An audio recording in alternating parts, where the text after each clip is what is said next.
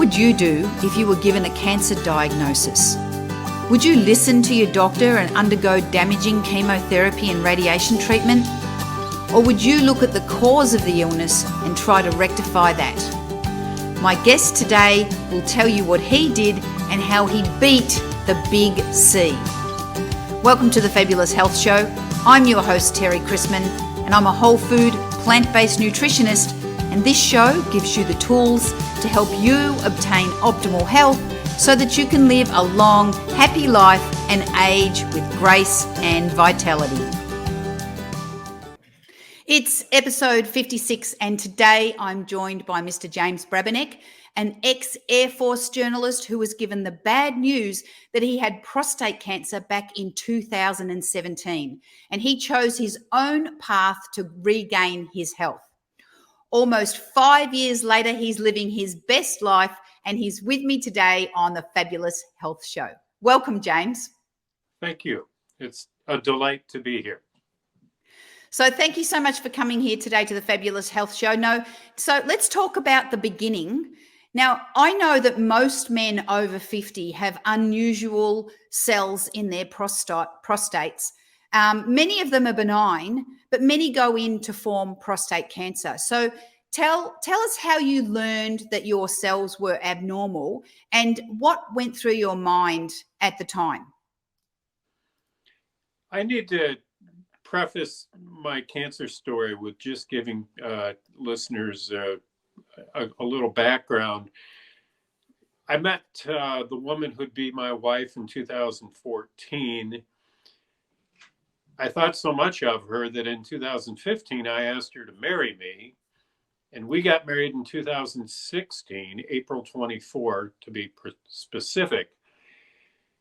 And in 2017, we had plans to have a romantic first anniversary. But instead, 3 months before I found out through a doctor and a blood test, a routine blood test, he said, I see something that could be a concern with your prostate. And I'm going to recommend that you get a biopsy done to determine if there's anything that needs further attention. And so I got the biopsy done, and 3 weeks before our anniversary, the doctor said, I have prostate cancer. And I can tell you, when you hear the words cancer, it is very scary. Yeah. All of a sudden, I was thinking, I don't know if I'm going to be around for my anniversary date. I don't know if I'll be around for my birthday in June. I don't know anything. So that was my initial feeling. So what was your lifestyle like at the time that you were given that diagnosis? Were you healthy? Were you eating a lot of fast food? What were you doing? My diet was standard American diet. I didn't eat a lot of fast food, but I wasn't adverse to the idea of occasionally having a pizza. I was not adverse to stopping at a gas station, getting a couple diet sodas, a couple energy bars for the road. In retrospect, I was eating a diet that was not healthy for me. What were the options that the doctors gave you for treatment? And what was the prognosis? You said that you were scared that you may not even reach your birthday, but what did the doctors say? How long did they say that you had to live? Was this a terminal cancer? And what are the options that they gave you for treatment? It's kind of interesting because we got a second opinion almost immediately. We went to a very prominent teaching hospital, and initially I was told I had a low risk form of cancer. We went to this teaching hospital, and they said, actually, you have an intermediate level of cancer, and that's something that should probably be addressed sooner. And in sitting down with their doctors, they said, we can either provide you radiation or surgery. both of those options would have been very difficult for a man who was celebrating his first anniversary to the woman I he hear waited you. his entire life to be with. Yeah. So when they say surgery, do they mean removing the prostate? They meant removing the prostate, removing some of the surrounding tissues, Hmm. checking it all for cancer, and then telling me how to live with The my recovery. debilitating illness. Yeah, exactly. Exactly. So you decided not to do that surgery and you decided instead to reject that conventional treatment and try a whole food, plant based lifestyle. So I understand why you decided to do that, but how did you know to do that? How did that information come to you? It was great because I had time to do some research and I went out online. I found a website that was dedicated to providing information to people such as myself with potentially life threatening diseases. And other individuals were out there and they would share information with each other. And there were people out there who were talking about Dr. Michael Greger and his book How Not to Die. And it talked about the 15 leading causes of death in the United States that could be either preventable or treated through a whole food plant based diet. And when I heard that, I thought, I'd like to give that a try. And Mm. so I went right out and I bought the book and I got it uh, online so that when I was in my car for my daily commute, I could listen to Dr. Greger and hear what he had to say. So, don't you love the title, How Not to Die? Oh, yes. I laughed about that right away.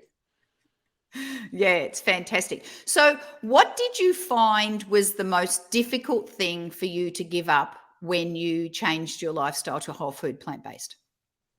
The way that I chose to enter into this is I always call it I was standing on the dive board and I jumped into whole food plant based eating and I surfaced realizing I could, in a sense, swim. I could do the diet. Uh, I didn't have any problems giving up anything. What I tried to do with my meals was keep them very simple. Mm. I tried to focus on foods that Dr. Greger said would be the most helpful against prostate cancer. Oh, great. So, what foods were those? Just for the listeners who have no idea, can you tell us some of those foods that you focused on? Sure. I ate my greens, such as spinach and kale.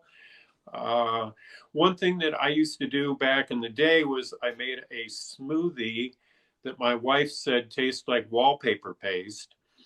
Uh, I loved the name so much I called it my wallpaper paste smoothie.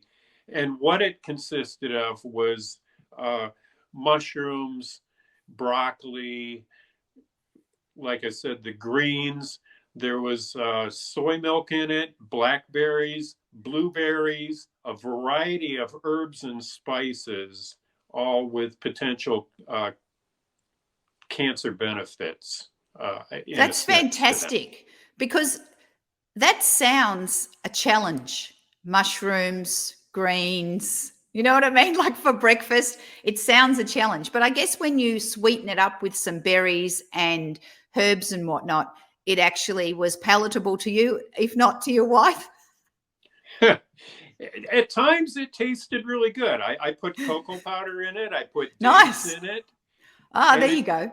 yeah, it tasted quite good. The thing about that, though, was I wasn't in it for taste. I would have drank something that tasted awful if I was benefiting my body because I Yes. wanted to beat this thing and I wanted to beat it my way. Yeah. Now, offline, you told me that your wife was instrumental in helping you. Can you explain a little bit more about that? Well, again, I met her uh, later in life. I was 53 when we met. We married when I was 55, and we've had just a fantastic relationship. And I wanted to be around to take care of her and to be the kind of husband that she needed me to be. Oh, lovely. That's fantastic. And so taking a non-invasive approach is beneficial to your health and beneficial to the health of your relationship, of course. Yes, exactly. So you mentioned that you ate quite simply. When you became whole food plant-based, did your wife jump on board as well? My wife initially, I can remember one time we were traveling to dinner at a restaurant, and she said, "Well, I believe in all things in moderation, like a lot of us have done at various points in their lives, and like I did uh, before I found out I had this disease." Over time, though, she started to make changes.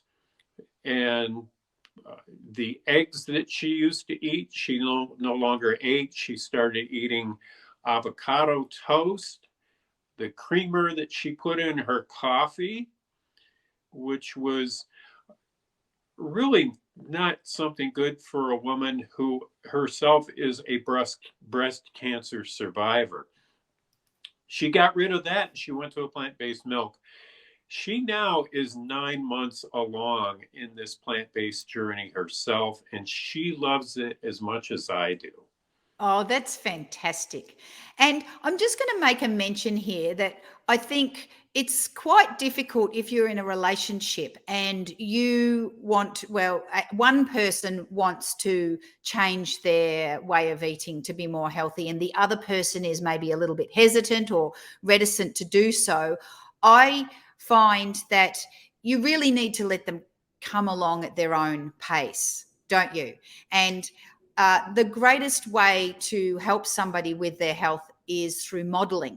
So if you model a healthy lifestyle and you're eating wallpaper paste, or you're not putting the dairy creamer in your coffee, and you're not eating eggs, then it's much easier for that other person just to naturally go with the flow than for you to say, oh, don't eat those eggs, you're going to get cancer, or don't take that creamer, or you're going to get cancer. I must say that I am guilty of being that person, of saying to people, why would you want to do that? That's going to give you cancer. Like, I am hardcore. And when my husband says, I feel like some ice cream, I say, what, you want some cancer? Why would you do that? So don't do as I do. Do as I say. Be gentle with your partner. So something happened with you 7 months after starting the whole food plant-based lifestyle. Explain to our viewers what that was. Sure. The great thing about this story is that when I decided that I was ready to do this and ready to eat plants, I'd been worried about how am I going to tell my wife about this? And the reason that was a problem is the previous year we went to Alaska and we went salmon fishing. We went to catch wild, healthy salmon, and we caught a bunch of them. And suddenly I was going to have to tell her, honey, I can't eat these anymore because I'm going to eat nothing but plants for the 7 months leading up to my MRI. Mm-hmm. She was okay with it. I was very surprised. I was very thankful for that support for her right there alone. So I dove into this plant-based diet. I got my first blood test a month and a half later. And one thing for people to understand about prostate cancer, when you get a blood test, there's a marker in there. And if you see numbers gradually increasing, that means your prostate cancer is growing. Yes. And that's what mine did up until that point. But then I had that first blood test a month and a half later. That number came down. And then Magnificent. again, 3 months later, it dropped again. And so then I went into this MRI, and we're sitting there in the doctor's office, and he's going through the results, and it's taking a lot of time, and we're getting a little bit worried. And he says, "There's nothing to worry about. I'm not seeing anything. I just want to make sure." And That's so finally, fantastic. he gives us the results, and he says, "Your prostate is," and he said this in a quote, "it's clinically insignificant for prostate cancer." And my That's wife was magnificent. so excited, she jumped into my lap and started kissing me. Yes. And then she like got all embarrassed, and she apologized to the doctor, and he said, "It's okay. It's not often I get to share good news with patients." And isn't that a sad thing? And so I wonder if the doctor took note of that, because we hear a lot of times that doctors are not taught anything about the whole food plant-based lifestyle and how it can prevent and reverse disease. And yet you are a shining example of how that happened. And I wonder if he took note and thought, hey, maybe I should look into this a bit more, and maybe I could suggest this for some of my patients. Do you know if did he ask you any questions about your lifestyle? Did he say, hey, why is this happening? Or did he just assume it was magic? I do know that he's seen it before. There's been some other patients who have done it as well. I also believe that he probably had to stay to his area of expertise. However, he did say that your cancer is tiny. It doesn't need to be treated. We can keep an eye on it through these periodic blood tests, through an annual MRI. And if it needs to be treated, we can treat it. But if it doesn't, I have no problem with just watching it. Yeah, so the good thing is that prostate cancer, if managed properly, is not terminal, and it is something that men can live with for their entire life and not die of prostate cancer. Hopefully, when your time comes, you'll be 110 years old and it won't have affected your life in a very major way.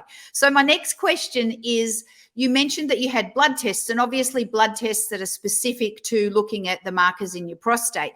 Did you have any blood tests that were just general of nature, so things like your fasting glucose and your cholesterol and your lipid profile and things like that? Did you have any blood tests like that over the before and after doing the plant-based, and did they change? The main thing that I focused on is cholesterol. There's a possibility of high cholesterol running in my family, as my father died of heart disease. And so I've tracked that, and I've noticed that if I go out to eat, my numbers increase a bit. Generally, though, if I stay on a whole food plant-based diet, my numbers stay right around 170, which, according to Dr. Greger, isn't optimal, but it's still very good. And so that's been my main focus. My other focus is that I'm feeding my body with nothing but food that is good for it. And that is so encouraging that I don't feel much beyond the need to pay attention to my body and how I'm feeling to look and dig too much into the numbers and worry about something that may be a little bit skewed. I agree. I agree with that absolutely wholeheartedly.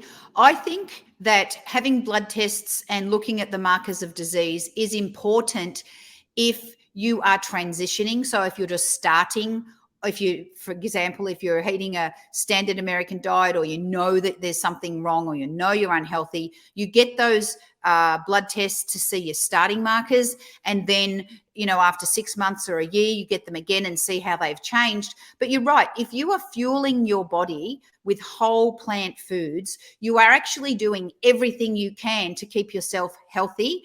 And the blood tests are an indication of what you've done. They're like a reflection of the work that you're doing anyway. And look, James, there is some scientific research to suggest that some people are very healthy and don't have high cholesterol for their own body, even though the numbers may be higher. So if you're doing all the right things and your cholesterol's 170, that doesn't mean anything. If you were sitting around eating McDonald's every day and not exercising and having what I would consider an unhealthy lifestyle, sure, then there's room for change. And then you expect those numbers to go down. But I hear you. Some people's cholesterol naturally is high. And just for everybody watching, your body makes its own cholesterol. And if you're not ingesting cholesterol from having animal products, then the cholesterol that's in your body is the stuff that your body is making. And if your body is running like a well-oiled machine, which yours clearly is, that's the level it makes. And you're a healthy person. So there's no worries. Absolutely. Having said that, I'm just going to give a disclaimer. I am not a doctor. I am a nutritionist. I've read the scientific literature. And if you have any questions about your personal cholesterol, please go and see your primary care physician.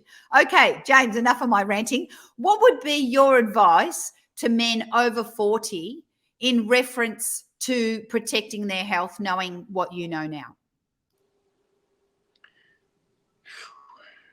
What I know now is that there's too much junk in the American diet. Too many things out there that can have very grave outcomes on your health. If I had the privilege of getting this information from perhaps somebody such as myself dealing with this disease, I would just say to give up the junk food, to give up the fast food, to give up the animal foods. And whether you do that immediately like I did, or you gradually phase things out, anything that you do, however small a step it is, will ultimately be a benefit to you and your health. Yes, great words of wisdom. Thank you, James. I really appreciate you coming today to talk to us about your journey. I'm so glad that you are healthy and doing so well, and happy for your wife as well to have you to live with her for the next 50 years. It's lovely to talk to you, and thank you so much for coming on the Fabulous Health Show. Thank you for having me. So that was James Brabanec. What a beautiful story, and so happy that he is doing so well. So next week on the Fabulous Health Show, I'll be talking to Dr. Rizwan Bukhari. He's a vascular surgeon from Dallas who helps his patients avoid death and limb amputation by both minimally invasive procedures and diet and lifestyle changes. I'm really looking forward to speaking with him, and I hope you'll join me next Monday at 10 a.m. Central Time. In the meantime, thank you so much for watching the Fabulous Health Show and listening to the Fabulous Health Podcast. If you want to go back and binge watch all the episodes, head over to fabuloushealth.net and click on the podcast tab. You can also subscribe to your favorite podcast platform right there from my website.